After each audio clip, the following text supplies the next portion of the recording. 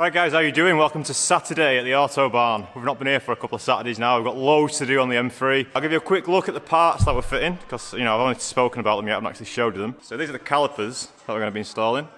They're from a 986 Porsche Boxster S. These are a real common fit on the E46 M3s. It's what Patrick's had. If you remember, I drove the white E46 M3 last year. He had these brakes on.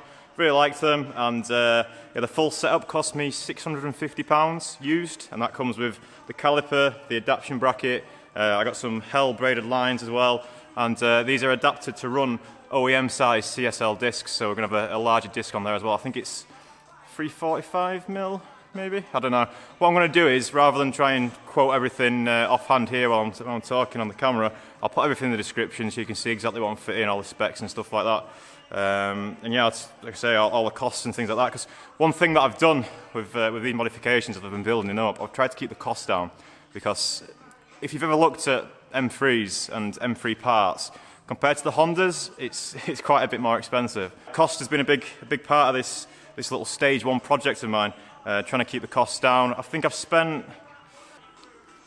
probably going to be about around £3,000, I think I've spent overall, but over the course of a few months. So it's expensive M3 stuff. It just is. But by buying parts second hand and being a bit patient, you can pick up bargains where I'd consider this to be a bit of a bargain. I was going to get an AP racing kit, or that's what I wanted, the AP racing kit, but they're £1,600 starting, and then onwards and upwards from there. So it gets quite expensive. Before I show you the wheels, actually, I've got one thing else I want to show you. Do you know when I've been working on the car and I've not been able to get the camera in certain angles and stuff like that, because I'm here on my own and I don't have someone following me about with a camera like some YouTubers do. So what I thought was, I've got a torch, I've got a GoPro, and I've just stuck a GoPro on top of a torch. And I'm hoping that when I'm under the car, or when I'm inside the wheel well or anything like that doing the suspension, I'll turn this on, turn the GoPro on. Worth a try, and it saves me. I don't really like getting this camera full of oil and grease. But yeah, I've super glued it on, as well as sticking it on the top, so hopefully it should stay on. Of course the Recaro's going back in as well, but you've seen that already. Recaro's going back in, brakes, coilovers, BC Racing. With, they're only 8 kilo springs. I thought they were 10 kilo springs, but they're only 8 kilo springs. Yeah, it should be alright. Again, these are another bargain that I found on M3 cutters for sale. I think I paid about £400 for these, and they've not done many miles at all. They're a bit dusty, but they've been sat around for quite a while in here, so my bad. But yeah, they're in good condition. You've got the camber adjustment plates on the top of these as well. So I think I'm going to have to run about 3 degrees with these with the square setup. Hopefully it's set up something like. And the wheels, I'll bring you over here because they're in the back of the Volvo. So I went for AD08Rs in 255/35/18. All the way around. They're mounted on the wheels now. Shouts to Just Tyres for fitting with them yesterday. As per usual, good lads down there. I've also got a stud kit for the wheels because I don't like wheel bolts. Once you've had a Honda for a little bit, then you go back to having bolts on wheels.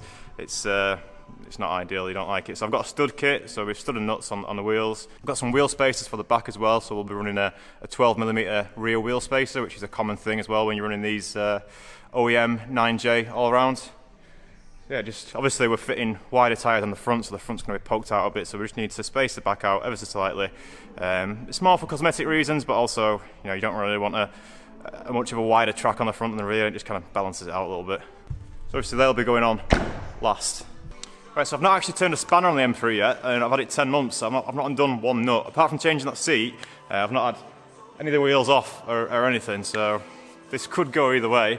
Hopefully nothing's like too stuck and stuff. Now the car's totally original. I don't know if the suspension's ever been off. I don't know if anything's ever been off. I can see maybe a few purists getting a bit annoyed at this because obviously it's original, future classic. It's definitely a future classic. If I kept this car original, I know it'd be worth a lot more than what I paid for it in a couple of years, but life's too short for stuff like that, in my opinion. I bought this car to drive it, and I really want to enjoy driving it. I think with these mods, with the seat especially, seat, coilovers, brakes, tyres, simple things, and hopefully it should make a big difference. So first job's to get the car jacked up, and then yeah, start taking the old brakes off. Sound good? Alright, let's go. Okay, first fuck up for the day. I've only been doing 10 minutes, and I fucked up. thought you'd have to take the splash guard off to get the sump plug out. I went underneath and I was looking for the sump plug, and normally BMW, usually in their wisdom, leave a little gap opening so you can get the sump plug off without taking these guards off. And I couldn't find it, and I found one, an Allen head bolt, and I thought, oh, that can't be it, that must be something to do with the gearbox or something. So I took this off, and obviously the sump nut wasn't underneath there, and it was actually the 6mm Allen head bolt, which holds the engine oil in, which is strange. It's always been like 17, 19mm hex heads that I was looking for, but oh well. So, bit of time wasted, but it's alright, it's only a splash guard, it was only a couple of screws, and I am going to put it back on. So yeah, looks like I didn't need to take it off, but engine oil's coming out. Well, it's not, but you know, I'm going to do it now. I just thought I'd tell you that I messed up because it's funny, innit? Anyway. Right, I'm going to start doing voiceovers, starting in about 3 seconds. 2, 1. Mainly because I don't really want to touch the camera that often, and having the little torch cam seems to have worked quite well. So, you know, just simple voiceover should maybe make it easier. I'm not sure if it's going to work. The second thing is the unit's actually a shared space, and you know, I don't want to be that cock with the camera on a Saturday who's stealing all the attention and making everyone else be quiet for me and things like that. I don't want to be too much of a little attention whore, so recording without sound and then doing a voiceover afterwards could work really well. I don't know, we'll see. So all I'm doing now obviously is just changing the oil filter. Oil filter's quite nice on the M3 compared to most BMWs. It's got just a little 13mm nut on the top, and it's a full metal housing, which is nice to see, no plastic here. You don't have to tighten this up too much. There probably is a torque setting, but just use your head, you can't really fuck it up. Right, so I'm now going to start attempting to get the brakes off. So obviously wheel off first, it was a bit stuck, give it a bit of a slap around the head, and then soon got it off. Now I thought the best place to start with the brakes would be the top hoses, because I know these can be fiddly, and you know, they can fuck up your day if you're not careful. So I thought I'd be super careful. In the end I realised that the strut being there was kind of in the way, so since that was coming off anyway, I thought I'd take that off, which was a bit more of a mission than what I thought it would be. This bottom bolt was well tight.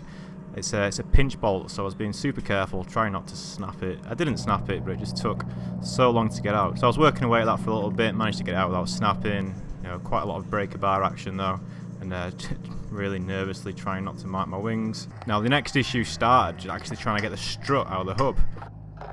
I think the best way to describe it is that the strut assembly almost felt like it was too long, and you know, there wasn't enough room to wiggle it out of the hub, and that's with the wishbone fully extended as well. I had a quick look on YouTube and saw a technique of just simply ragging the strut forwards, or ragging the hub forwards, and it didn't feel the nicest thing to do, but after a couple of goes I managed to wiggle it out. So yeah, I wasted a lot of time doing this though, so we're just doing the brakes, don't forget, and you know, that's probably added about another hour on because I was pissing about for ages. I thought removing the track rod end would give me some more clearance, but it didn't in the end, so don't bother doing that. Right, so then when I finally got some good clearance on this nut, what I wanted to do is hold it tight with the top one and then undo it from the bottom one, because I know the top ones can shear off real easy. So I got a good grip on the bottom one with a 17mm spanner, but it is like a square fitting, it's not like a hex head, so it wasn't the best and it did slip a bit. After a little bit of attempting it with the tools that I had, I realised that I could really use a brake pipe spanner. Unfortunately nowhere in the area where I was, the unit's quite away in the sticks and I couldn't find the brake pipe spanner anywhere, so I decided to try and make one by cutting the existing spanner that I had. Now the only issue with this was that it was a 12-point spanner, as you can see, and you know, it was never really going to work, but it was worth a try. I'd already started chewing up the nut, so I thought probably going to end up replacing this anyway, give it a go. These chaps were just removing an engine from an S15 with a tractor. I was pretty keen to see if this spanner would actually work, and it didn't feel too bad, to be fair. It felt pretty tight. I was feeling pretty positive about it, but once I started putting some weight through it, it just slipped. It was on real I don't know if it's never been off before or what, but it was so tight. Even tried some vice grips on there as well, and even they couldn't get it off, and in the end I ended up really chewing the nut up, so I decided to leave the brakes for today.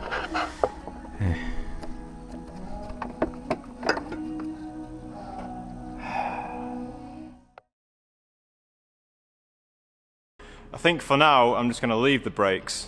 You think that's a good idea? 3 hours later. I think I'm just going to leave the brakes. We're going to do stage 0.5 today. We'll just get the coilovers and the wheels on. I hope the GoPro and the voiceover is working out alright.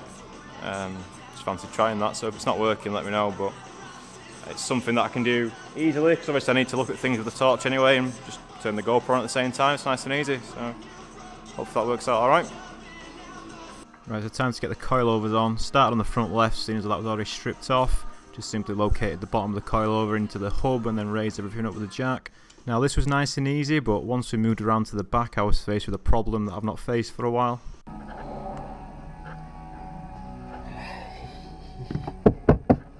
Now the rears were a bit more fiddly because I can't remember the last time I took rear suspension off a car that had a full interior. So I spent a lot of time removing trim and breaking clips and, you know, the usual stuff.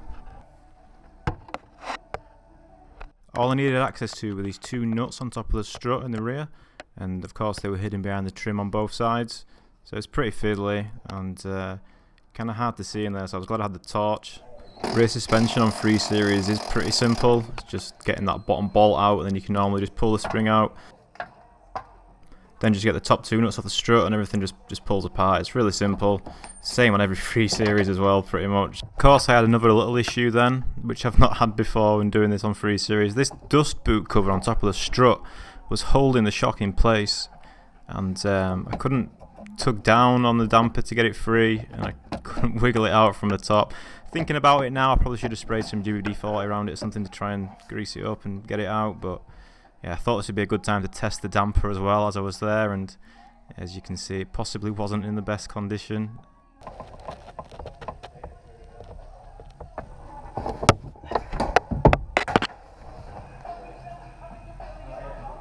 On the other side, I just used a screwdriver to pry it off, and that was probably a more sensible solution.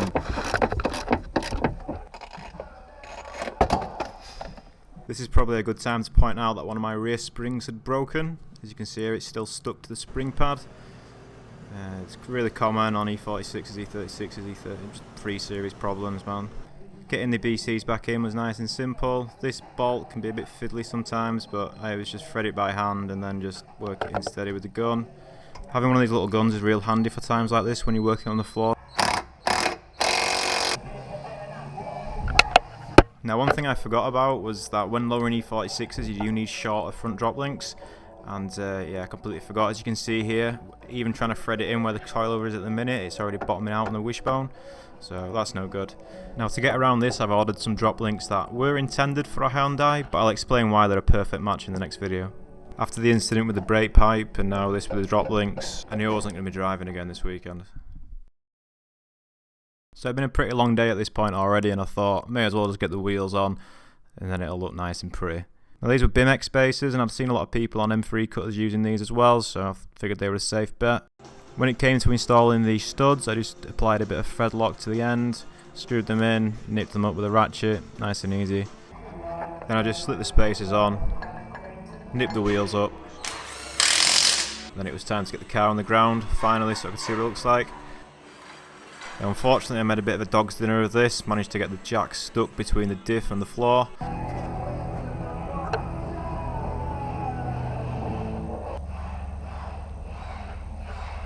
Got my jack stuck. It's very dark, so sorry about that. But there she is. Didn't get as much done today as what I would have liked. Obviously the brakes were a bit of a stinger, but nice to see it on the wheels, eh? We can't test drive it yet.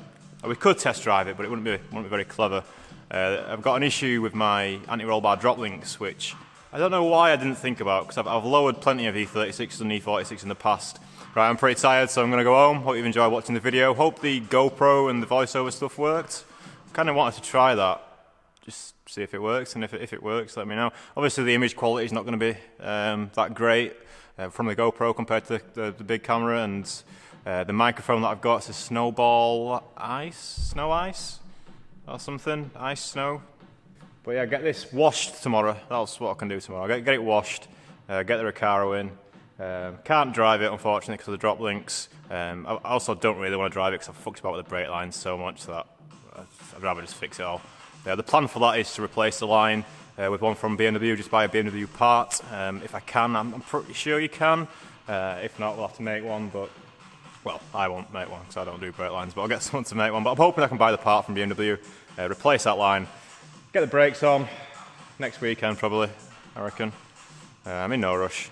I would really like to take it for a drive now and experience these. I could always drive it on these brakes and just take the roll bar off and go for a spin, but I don't really need to. I'd rather wait till everything's done and take it for a drive.